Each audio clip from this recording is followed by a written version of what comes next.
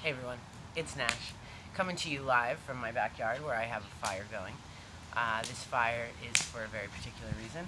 Today, I will be burning my period panties. I have constructed a fire in my backyard as a symbolic rite of passage where I will be destroying an item of clothing that I have loathed for many years.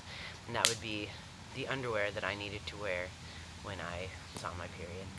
I no longer necessitate that horrible piece of clothing, and so from what I have left, I'm going to symbolically burn them in my backyard.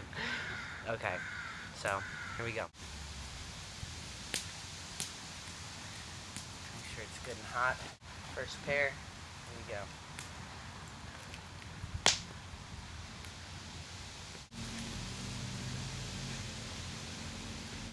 Alright, round two. My least favorite pair here.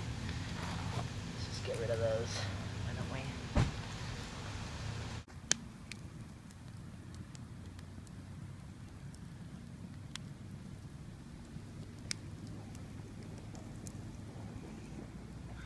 Well, my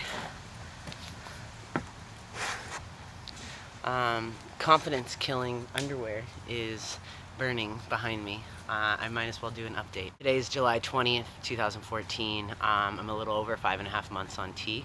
My 6th month is coming up at the end of the month. Well, in a week, actually, a week from Tuesday. And so that's exciting. I'm feeling good about that. Not a whole lot of changes. Something big that has happened recently is that I paid for top surgery last week, and so that is done. It's paid for. Now all I have to do is show up in San Francisco and have it happen. And so that's happening 4 weeks from Tuesday, and I'm really excited about it. Bagel and I, my partner, and I are going to be driving down to the Bay Area, staying in my friend Thomas's apartment. My best friend from high school lives in Oakland, and we're going to crash with him. And so that is really exciting. 4 weeks from Tuesday means that I have to have no nicotine in my system starting on Tuesday. I'm doing a very good job and feel prepared for that, and have a little bit of wiggle room required 2 weeks before the procedure, recommended 4. So I'm going for 4, obviously. I definitely feel like that's doable. So that's exciting that I'm finally here at this place. So yeah. What else?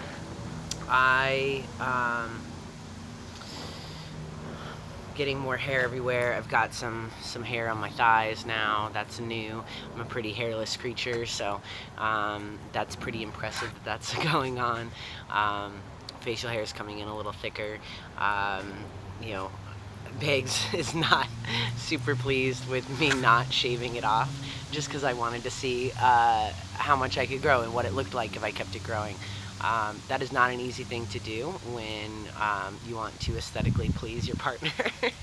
So I probably will shave it off in the coming days. She's out of town for a week, so maybe I have a week where I can kind of grow my gross bachelor goatee. But upon her return, it'd probably be a nice gift to give her to go ahead and get rid of it. Yeah, besides that, not a lot going on. I feel like I'm settling into my voice. I'm feeling more comfortable with using it, though it does fluctuate still, no doubt. I've had a few, in terms of like social interactions, I've had a few interactions that were ones I was anticipating but were new for me. One where I was hanging out with a group of friends and somebody kind of started hating on men, and just kind of talking about her discomfort with men and her frustrations with men in general. And as she started to get into it, which is a conversation that I've been witness to many times in my life, and while I haven't identified as a woman, I think folks in my life have felt comfortable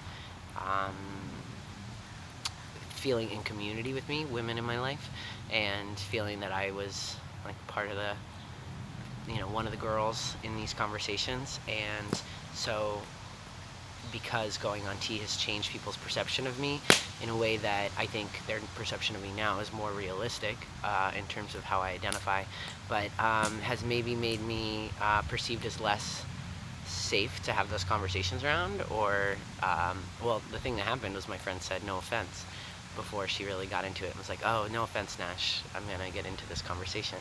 I was like, well, no offense taken. First of all, I don't find myself in community or relating with cis guys, who I think she was talking about on a like structural level.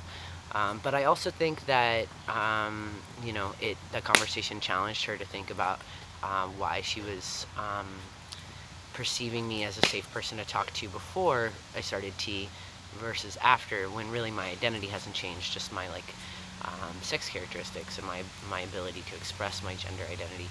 And so that was an interesting conversation, and the first where I felt perceived as unwelcome or perceived as an outsider to a conversation going on amongst women. So yeah, I don't have a whole lot of commentary around how that made me feel, except that it happened and it was interesting, and I felt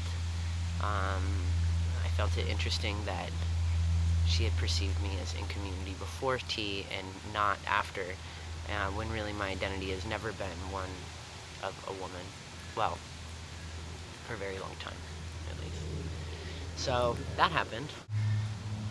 I don't know, I think it's interesting that I feel like I'm having a hard time knowing how I'm being perceived in public now that that's changing. I think I had a pretty firm grasp on how I was perceived generally in public before in terms of gender. But now that I'm being perceived as male and that my voice is confirming that for a lot of folks, like people I'm interacting with at the store or something like that, that feels really nice. It's nice to have those interactions just go really smoothly. At the same time, I'm still struck by like, okay, if this person is perceiving me as male, like, are they perceiving me as trans? Are they perceiving me as particularly feminine? Are they perceiving me as a gay man? Like what kind of man are they perceiving me to be? And that doesn't bother me. I don't really care either way, because I'm very used to being misperceived in my life, and it's just a new misperception. But I also just wonder, how am I coming off? From like what social positioning are they reading me? And so that's something that I'm just conscious of and kind of playing around with and being aware of. And I imagine that that'll continue to change, as just recently this month is when I've been pretty consistently being read as male in public. I imagine that would change depending on like where I was too, right? Like masculinity is culturally specific, the way people read it. And so I imagine that if I go to different regions, different communities, that my masculinity will be read in different ways. So that's all very interesting. Not a lot of physical updates. I have belly hair now, I've got thigh hair now, so like some hair in places that I'm excited to have it is coming in. Luckily no butt hair still, so haven't had much of a trade-off. I've been kind of getting it in places I want it and not in places I don't. So that's exciting. I've gained a lot of weight on T. I kind of just started to recognize that. I don't weigh myself consistently, but I did recently, and I've gained about like 25 to 30 pounds on T, which is a lot, and especially for not feeling any less slim than I was. Obviously, most of that weight is muscle, and I feel broader in my shoulders. I feel broader in my trunk. My legs feel firmer. They feel stronger. And so I think a lot of that weight is muscle. But it's interesting that I could gain a significant amount of weight and actually feel slimmer than I did because of the way that my fat's distributing. And so that's really exciting. I think I used to have a lot of anxiety around my weight because I felt like the more I gained, the curvier I got, and recognizing that I no longer have to associate that number of like how many pounds I weigh with feeling more and more dysphoric or feeling more and more feminine in my body. And so that's exciting because I think it takes a lot of anxiety and fear and even like fat phobia away, and allows me to challenge that correlation. And so I think that that's really healthy just in terms of my body image and making healthy choices and not just choices that will slim me down in terms of my diet and in terms of exercise and things like that. So Really excited that those underwear are gone for good. That is a silly ritual, no doubt, but one that I had been anticipating once I knew for sure I wasn't going to need them anymore. That is so fucking exciting. My cycle ending was the number one thing that I was excited about happening in this process. Out of, if I was going to rank the changes, it would be far and above the number one priority. And it's happened, and it feels just like, of course, right? Like, I kind of thought that it would be just like this, like this feeling of just like that it would just feel so different, and that I would just like feel free from like this cage that I've been in. And while I do, no doubt, I also feel like it's always been this way. Like, I very quickly forgot that I ever had a period, and that was something that I've been having for like 15 years, and I've been like struggling with. It's been like a traumatic experience for me, and like the first month that it did, maybe like the second month that it didn't happen, when I really felt secure, where I was like, this is not gonna happen anymore. It's just like, well, of course it's not. Like, my body shouldn't have done that to me. My body shouldn't produce that experience. And so I think a feeling of just like wholeness and feeling comfort and home in my body, it makes sense that that's not like really jarring and like, whoa, what's happening? That it's just like, this is the way it's always should have been. And so it just feels really comfortable. Like, I don't even have to think about it. So anyway, it's a beautiful thing. I'm really excited about that. Well, that's my update, and I'll actually be updating in a little over a week for my 6 month. Sorry that my 5.5 is late, but I wanted to make a little bit of something just for the timeline to keep up with all that. So, about 5.5 months on T. Today is the 20th of July in 2014, and I have underwear burning behind me. Signing out for now from Portland. Ciao.